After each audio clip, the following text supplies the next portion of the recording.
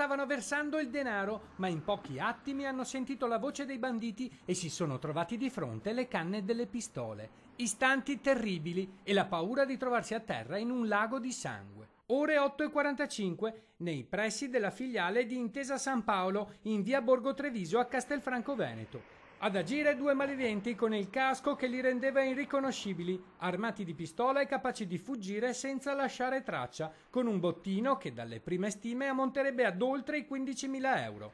Ad essere presi di mira dai rapinatori due dipendenti della cooperativa che si occupa del versamento in banca degli incassi delle macchine per il pagamento del ticket dell'ospedale di Castelfranco Veneto. Un colpo studiato nei minimi dettagli. La banda sapeva dove e quando colpire. Non è un caso infatti che, secondo quanto riferito dagli investigatori subito giunti sul posto, i banditi avrebbero seguito con uno scooter bianco l'auto della cooperativa, una Peugeot 205 Van, fino a destinazione. E quando la vettura si è fermata di fronte alla banca, poco prima delle 9, il blitz e la minaccia di consegnare ai banditi un trolley che conteneva il denaro dei punti gialli delle sedi ASL della Castellana.